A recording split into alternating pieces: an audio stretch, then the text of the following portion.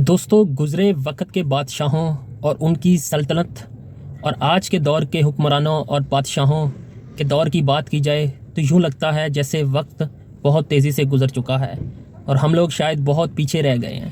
السلام علیکم دوستو، اسکول جنکشن میں ایک نئی ویڈیو، ایک نئی سوچ، ایک نئے سبق امیز لیسن کے ساتھ میں ہوں علی رضا چشتی اور آپ دیکھ رہے ہیں اسکول جنکشن۔ دوستو، الحمدللہ آپ کی محبتوں کا شکریہ، آپ کی چاہتوں کا شکریہ۔ آپ اسکول جنکشن کے پلیٹ فارم کو بہت زیادہ سپورٹ کر رہے ہیں، اسی طرح سپورٹ کرتے رہیں، اللہ آپ کے لیے آسانیاں پیدا کرے۔ دوستو، جو اسکول جنکشن میں ہم نے ایک سبق امیز لیسن کا آغاز کیا تھا، اس کی ایک نئی شارٹ سٹوری آپ کے سامنے لے کے آئے ہیں۔ آج ہم بات کریں گے بادشاہ شاہ فیصل کے حوالے سے۔ بادشاہ شاہ فیصل سعودی عرب کے بادشاہ رہ چکے ہیں اور ان کے دور میں بہت ہی کارنامے انہوں نے سر انجام دیے ہیں۔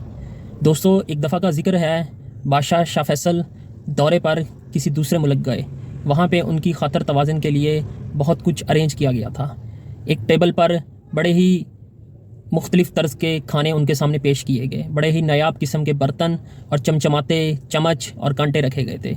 سارے لوگ تشریف آوری رکھ چکے تھے، لوگوں نے کھانا شروع کیا۔ شاہ فیصل نے چمچ اور کانٹے کو استعمال کیے بغیر اپنے ہاتھ سے کھانا شروع کر دیا۔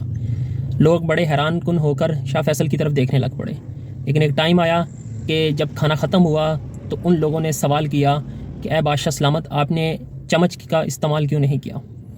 تو بادشاہ سلامت بڑا ہی خوبصورت انہوں نے جواب دیا۔ انہوں نے کہا کہ یہ جو چمچ ہیں یہ آج میرے منہ میں ہوں گے، کل یہی چمچ کسی دوسرے کے منہ میں ہوں گے، تو میں نہیں چاہتا کہ میرے منہ کا چمچ کسی دوسرے منہ میں جائے، لہٰذا میں اپنے کھانا جو ہے وہ اپنے ہاتھوں سے کھاتا ہوں اور اپنی سنت کو برقرار رکھتا ہوں، نبی کریم صلی اللہ علیہ وآلہ وسلم کی سنت کو برقرار رکھتا ہوں، لہٰذا یہ جو میرے ہاتھ کی انگلیاں ہیں اس سے جو میں کھانا کھاؤں گا تو یہ میری اپنی ہی رہیں گی، یہ کسی دوسرے کے منہ میں نہیں جائیں گی۔ تو اسی طرح ایک دوسرا واقعہ شاہ فیصل کا میں آپ کے سامنے رکھنا چاہ رہا ہوں۔ ایک دفعہ کا ذکر ہے کہ مختلف ممالک سے صحافی برادری جو ہے وہ شاہ فیصل کے مہمان بنے۔ 10 دن کے دورے پر اپنی بیگمات کے ساتھ وہ تشریف لائے سعودی عرب میں، اور انہوں نے اپنا مختلف جو ہے نا وہ چیزیں دیکھی۔ سعودی عرب میں خاص کر چیز دیکھی گئی کہ یہاں کی سزائیں جو ہیں وہ بہت ہیوی قسم کی سزائیں ہوتی ہیں، مطلب چوری کرنے پہ کسی کے ہاتھ کاٹ دیے جاتے ہیں، اور ذرا سی چھیڑ چھاڑ کرنے پہ کسی کو سر عام کوڑے مارے جاتے ہیں، یا کوئی اس طرح کی بغیرتی زنا کرنے پر ان کا سر قلم کر دیا جاتا ہے۔ تو یہ ان کو باقی چیزیں تو بڑی اچھی لگی، لیکن یہ جو سزائیں ہیں یہ بڑی آؤٹ آف دی باکس جا کے ان کو جو ہے نا وہ ہٹ کی، اور ان کو لگا کہ یہ سزائیں یہاں پہ نہیں ہونی چاہیے۔ تو چند دن گزارنے کے بعد جب ان کی سٹنگ شاہ فیصل کے ساتھ ہوئی تو انہوں نے وہاں پہ ایک شکوہ کیا۔ انہوں نے کہا کہ یہاں کا قانون بڑا سخت ہے، ہمیں جہاں تک لگتا ہے کہ اتنی سزائیں امریکہ میں بھی نہیں ہیں جتنی ہیوی سزائیں آپ کی یہاں پہ رکھی گئی ہیں، تو اس کا کیا مقصد ہے؟ یہ تو آپ ہیومن کی خلاف ورزی کر رہے ہیں، ہیومن رائٹس کی خلاف ورزی کر رہے ہیں، آپ کو اس طرح نہیں کرنا چاہیے اور آپ کو یہ قانون چینج کرنے چاہیے۔ تو بڑے ہی اطمینان سے جب شاہ فیصل نے ان کا سوال سنا اور تھوڑی دیر کے لیے خاموش ہو گئے، ان صحافیوں کو لگا کہ ہم نے شاہ فیصل کو لاجواب کر دیا ہے، ان کے پاس کوئی جواز نہیں ہے کوئی اس سوال کے جواب دیں۔ تھوڑی دیر بعد بڑے مطمئن ہو کر شاہ فیصل ان سے ایک سوال کرتے ہیں، ان کو کہتے ہیں کہ آپ کی بیگمات آپ کے ساتھ ہیں؟ انہوں نے کہا جی بالکل، ہماری بیگمات ہمارے ساتھ آئی ہیں۔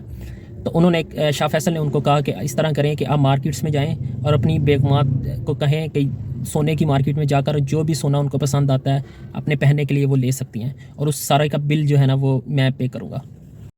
پھر وہ سونا پہن کر باقی آپ کے دورے کے جو 3 دن باقی ہیں ان 3 دنوں میں مختلف مارکیٹس، مختلف سناٹا، مختلف جگہوں پہ جا کے جو ہے نا وہ گھومے پھریں۔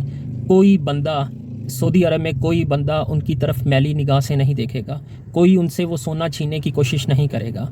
اور پھر اس کے بعد جب 3 دن بعد آپ کی فلائٹ ہو، آپ یہاں سے روانہ ہو، جب اپنی کنٹری میں آپ US میں جس کو آپ بہت سیف کہتے ہیں وہاں پہ جب پہنچیں گے تو میرا نہیں خیال کہ آپ ایئرپورٹ سے نکل کے باحفاظت اپنے گھر پہنچ سکتے ہیں۔ کیا آپ پہنچ سکتے ہیں؟ اس چیز کا جواب دیں۔